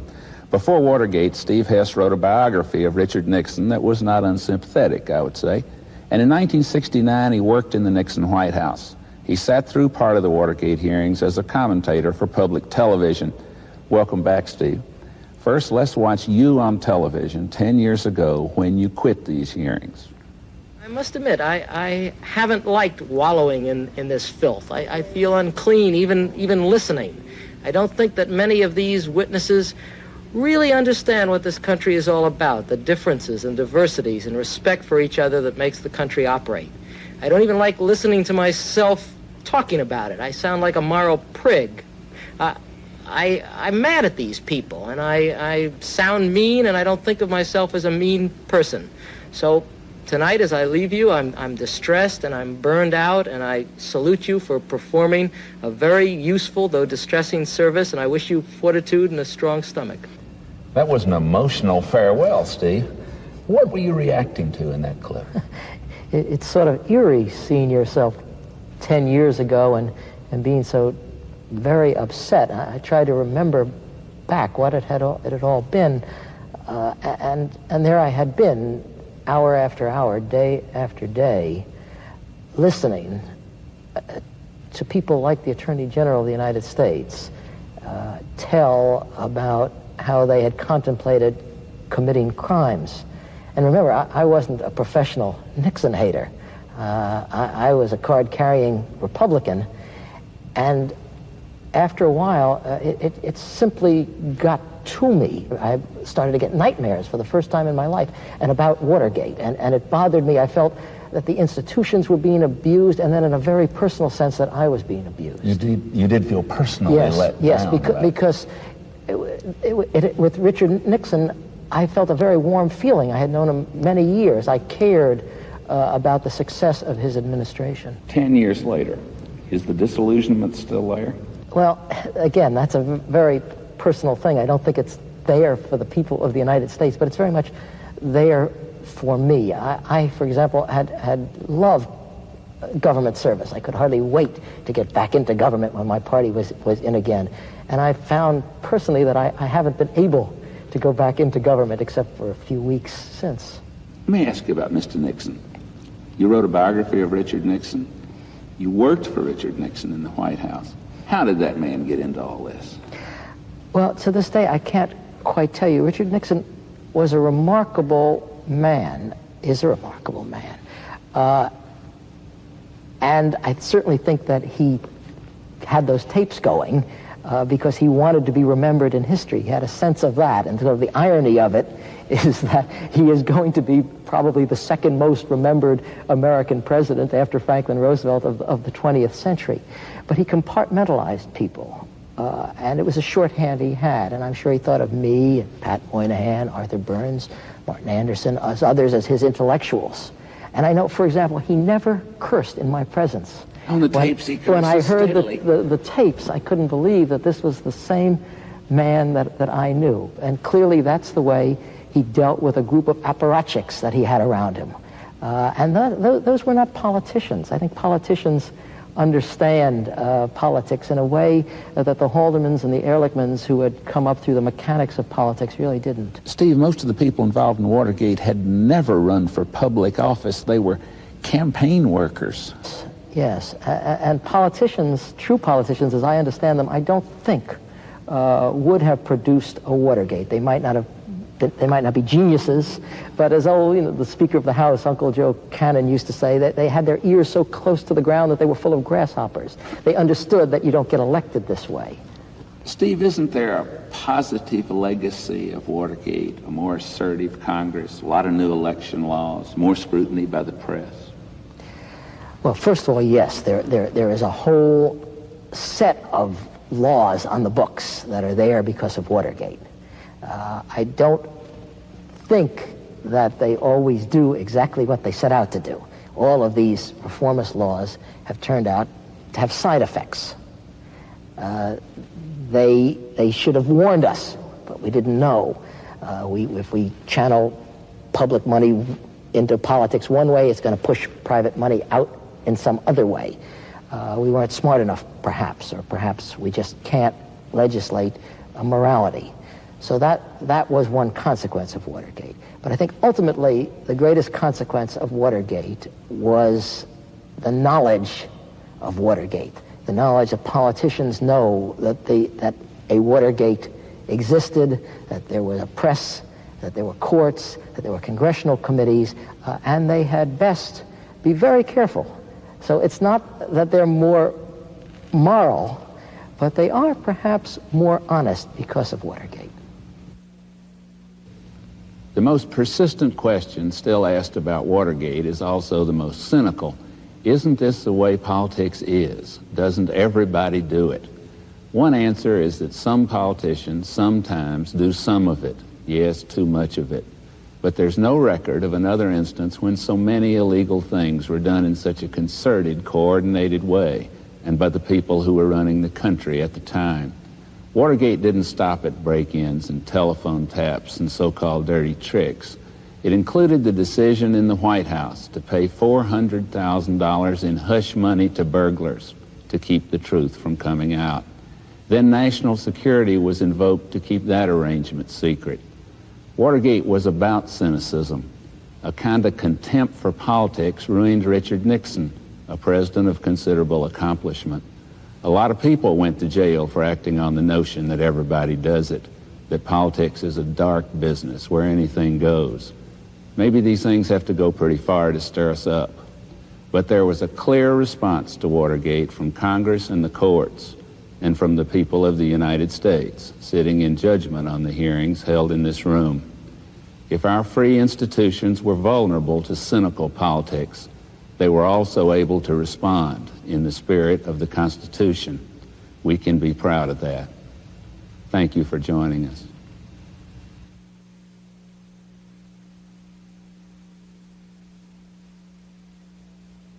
In this conversation was to have the President tell me we had to end the matter now. Accordingly, I gave considerable thought to how I would present this situation to the President and try to make as dramatic a presentation as I could to tell him how serious I thought the situation was that the cover-up continue. I began by telling the President that there was a cancer growing on the presidency, and if the cancer was not removed, the President himself would be killed by it. I also told him that it was important that this cancer be removed immediately because it was growing more deadly every day.